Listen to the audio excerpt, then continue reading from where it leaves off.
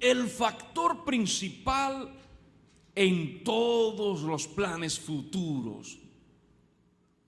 El factor principal en todos los planes futuros.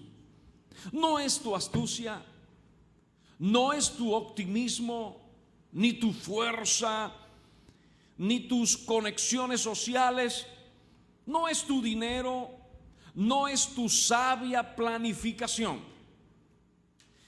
El factor principal en todos los planes futuros es considerar la voluntad del Dios soberano. Lo quiero repetir.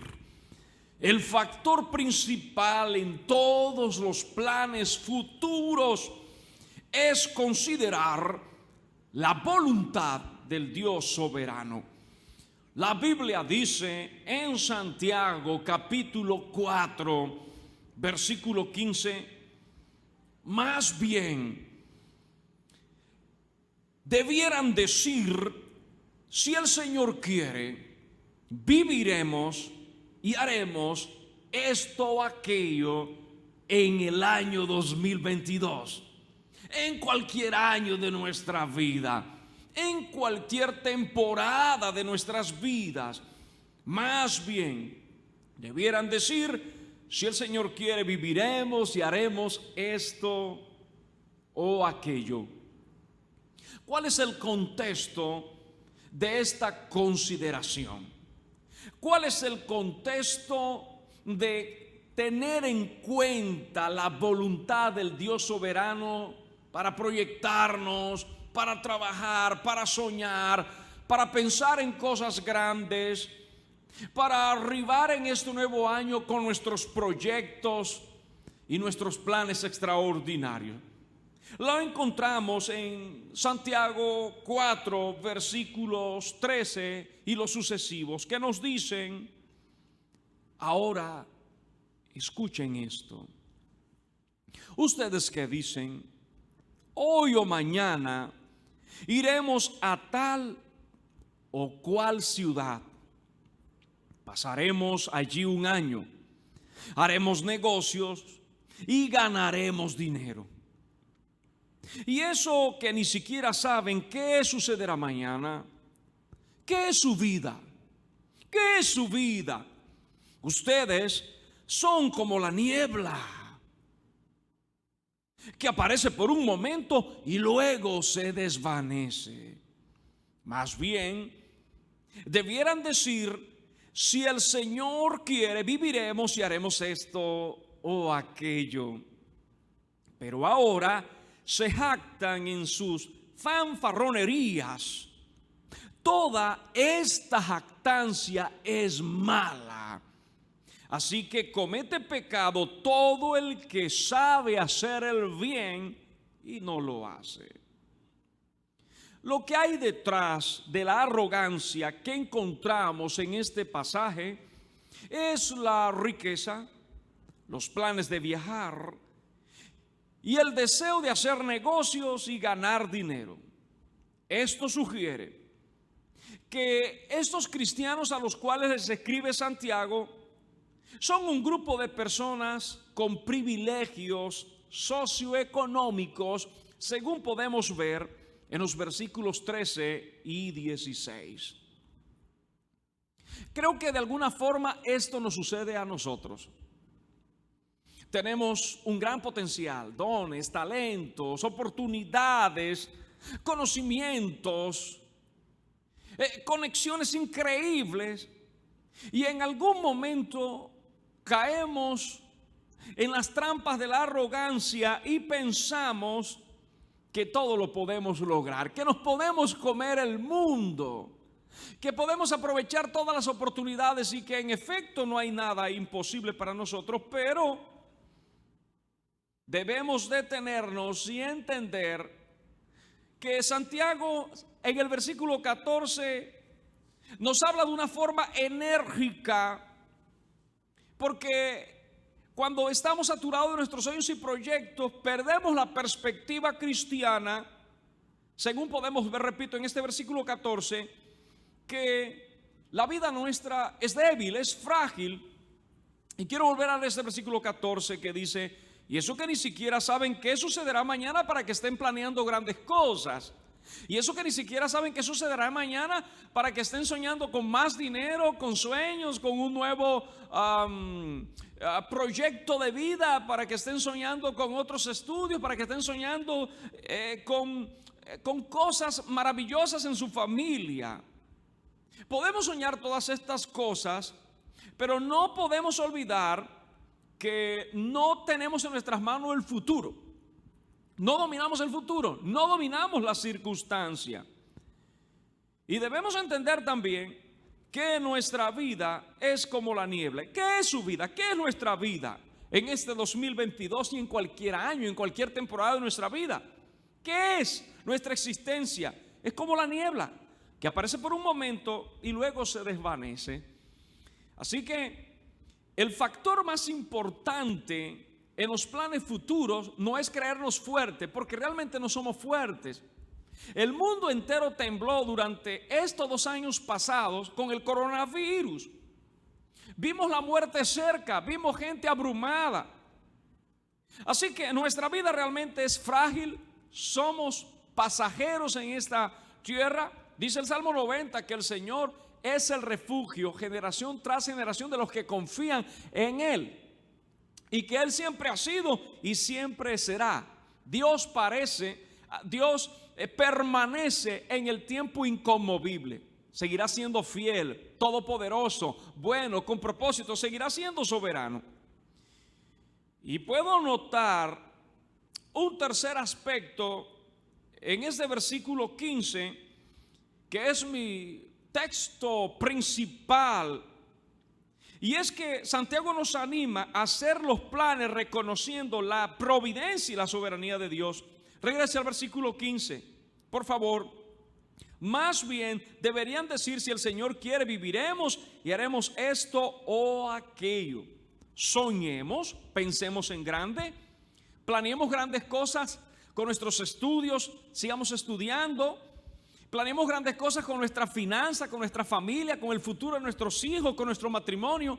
Soñemos con grandes cosas como iglesia, evangelizar el mundo, nuestra generación. Soñemos con hacer el bien a nuestro prójimo. Soñemos con aprender, con renovarnos, pero reconociendo la providencia de Dios. Es decir, reconociendo que Dios gobierna, que todo está bajo su control. Reconociendo que Dios tiene un propósito, reconociendo que dependemos de la provisión y la protección de Dios. Así que proyectémonos en este nuevo año rindiéndonos a la soberanía de Dios, al gobierno del Señor. Por último, Santiago sugiere que de hecho ellos saben lo que tienen que hacer a la hora de planear, y al no hacerlo, pecan. Quiero que volvamos al versículo 17. Él dice: así que comete pecado todo el que sabe hacer el bien y no lo hace. Bueno, es un principio. Cuando tú eres dotado por Dios, cuando conoces la moral divina, las leyes divinas, los planes divinos, y sabes eso y no lo hace, estás pecando. Pero este versículo 17 está en la consideración de soñar y de planear. Y cuando nosotros planeamos y no tenemos en cuenta el factor principal para planear, que es reconocer la voluntad del Dios soberano, considerar la voluntad del Dios soberano, estamos pecando. Hemos caído en la arrogancia. Así que en este nuevo año, bueno, agradezca al Señor por sus dones, sus talentos, su fuerza, su aliento, sus sueños, sus contactos, sus buenas relaciones. Agradezca al Señor por todo eso, pero no deje por fuera a Dios de sus planes y de sus sueños. Ríndase al Señor. Dios no se va a someter a los planes suyos, pero usted debe someter sus planes, su corazón, a la soberanía del Señor. Porque si planeamos sin Dios, si planeamos por fuera de la voluntad de Dios, fuera del diseño de Dios, estamos pecando. Podemos tener buenos planes, soñar con cosas maravillosas para nuestra familia, para nuestro matrimonio. Podemos soñar con grandes cosas para el prójimo. Pero si usted está confiando en su sentido de justicia, si usted está confiando en su fuerza, si usted está confiando en sus capacidades extraordinarias y deja por fuera al Señor, usted está pecando. Usted es un fanfarrón, usted es ingenuo. Pero confío en el Señor que usted no va a caer en esa arrogancia ni en esa ignorancia, sino que usted va a entender cada día de este nuevo año que el factor principal en todos los planes futuros, en nuestro crecimiento espiritual, el factor principal en nuestras relaciones humanas, en nuestro matrimonio, en nuestra familia, el factor principal en nuestros sueños académicos, en nuestros sueños empresariales, en el desarrollo de nuestro potencial, no son nuestras ganas ni nuestro optimismo, es considerar la voluntad del Dios soberano. Así que en ese nuevo año planeemos diciendo: si Dios quiere, viviré. Si Dios quiere, tendré su favor. Si Dios quiere, podré avanzar, podré hacer negocios, podré emprender nuevas cosas. Me encantan, y lo repito, las palabras de Moisés en el Salmo 90, versículo 17. Luego de describir lo duro que es la vida, lo breve que es la vida, luego de describir la muerte, el sufrimiento y el dolor, en medio de todo eso, Moisés confía en el Señor y dice: Señor, concédenos tu aprobación y haz prosperar nuestros esfuerzos. Eso es depender de la soberanía de Dios. Eso es tener en cuenta la voluntad de nuestro Padre Celestial, del único Dios verdadero, del Dios soberano. El cristiano que no considera la soberanía de Dios en sus planes, entonces comete un pecado de omisión que se basa en el orgullo humano, olvidando que el futuro y nuestra vida están en las manos de Dios. No seamos orgullosos, no seamos fanfarrones, no olvidemos que el futuro, por supuesto el presente también, y nuestras vidas y toda circunstancia está en las manos de Dios, y son las mejores manos. Y esto debe llenarnos de paz, esto debe llenarnos de seguridad, y eso debe llenarnos de alegría el corazón. Jactarse del poder, de las capacidades y de los logros, jactarse de lo que nosotros tenemos es malo. El cristiano debe jactarse en el Señor. Usted debe sentirse seguro es por la soberanía de Dios, por la gracia de Dios, no por sus capacidades. Por favor, tomen nota de 2 Corintios capítulo 11, versículo 30, y también 2 Corintios capítulo 12, versículos 5 y 9. Lo repito, tenga en cuenta que jactarse del poder y de los logros propios es malo. Nuestra jactancia, nuestra gloria debe estar en el Señor. Y así nos insta Pablo en 2 Corintios 11:30 y 2 Corintios 12, versículos 5 y 9. Y quiero leer lo que dice 1 Corintios 4:7 al respecto.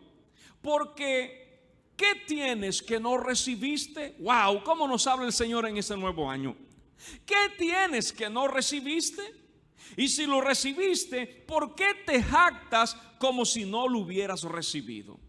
Todo lo que tenemos se lo debemos al Señor. Todo lo que tenemos se lo debemos al Señor. La vida, la salud, nuestros hijos, nuestra esposa, su esposo, hermana, usted se lo debe al Señor. Sus padres, su familia extendida, sus hermanos, sus sobrinos, usted le debe al Señor esos dones, esos talentos, esas capacidades, su dinero, su casa. Este nuevo año se lo debemos al Señor. Volvamos a leer, por favor, 1 Corintios 4:7. 1 Corintios 4:7. ¿Qué tienes que no recibiste? Así que vamos a planear y vamos a soñar y a hacer grandes cosas, sabiendo que lo vamos a lograr porque viene del Señor. Y si tenemos sueños y si tenemos anhelos, es porque lo hemos recibido del Señor. Y si lo hemos recibido, no tenemos derecho de jactarnos en nosotros mismos, de estar orgullosos de nosotros mismos. Es una arrogancia no vivir nuestras vidas consciente de que si vivimos, nos movemos y existimos es por el Señor, dice Hechos capítulo 17 versículo 28. Si hemos entrado este nuevo año, este año 2022, es porque Dios ha querido. Si tenemos una casa, si tenemos oportunidades, si tenemos todo lo que tenemos, es porque Dios así lo ha querido. Él es el que nos va a mantener vivos y sanos y fuertes, y nos va a sostener y nos va a fortalecer en las aflicciones. De manera que cuando alguien planea sin tener en cuenta la voluntad del Dios soberano, ha caído en una arrogancia. En una arrogancia que exalta superficialmente al ser humano a una posición que solo Dios puede ocupar. Esto es impresionante. Esto debe llevarnos al arrepentimiento, a considerar al Señor. Cuando usted planea sin Dios, usted se cree Dios. Cuando usted no tiene en cuenta a Dios, cuando usted depende de sus emociones, de sus ganas y de su alegría, usted, aunque confiese el credo apostólico, aunque diga que la Biblia es la palabra de Dios, aunque usted diga que ama a Dios, si usted planea sin Dios, si no lleva sus proyectos y sueños en oración delante del Señor, en ayuno, si usted no escudriña en Escritura para discernir la voluntad del Señor, si usted no pide consejo a los hombres y mujeres sabios del Señor en sus sueños y proyectos de vida, usted está tomando el lugar de Dios y de alguna forma usted está en un ateísmo práctico. Eso es algo vergonzoso realmente, que gente creyente en Dios vive la vida como si Dios no existiera. Regresemos por favor a nuestro texto principal, a Santiago 4 versículo 15, que nos dice: más bien deberían decir, si el Señor quiere viviremos y haremos esto o aquello.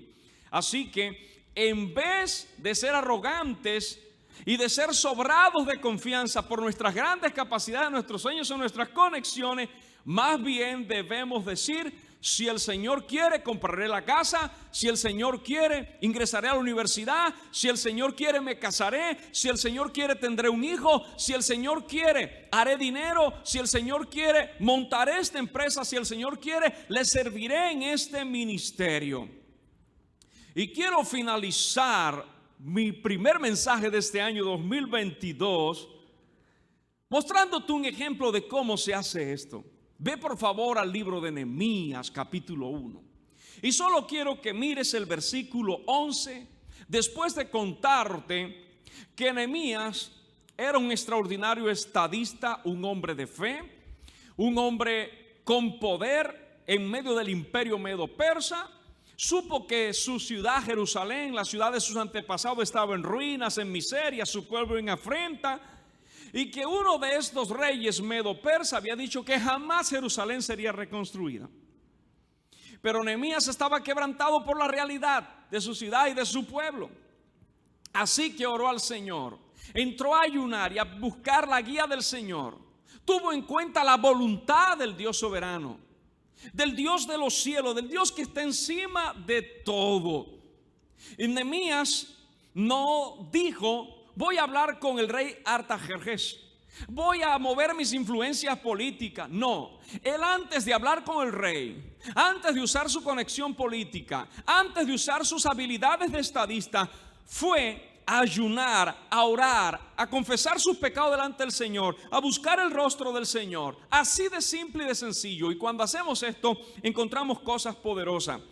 Y entonces Nehemías tenía un plan, un proyecto para su pueblo y para su ciudad: reconstruir Jerusalén, traer prosperidad a Jerusalén. Fíjate, es un plan maravilloso, fue un plan noble, extraordinario, pero él no lo hizo en su fuerza, en su sueño, en su optimismo, ni se basó en su gran deseo, sino en la voluntad del Señor.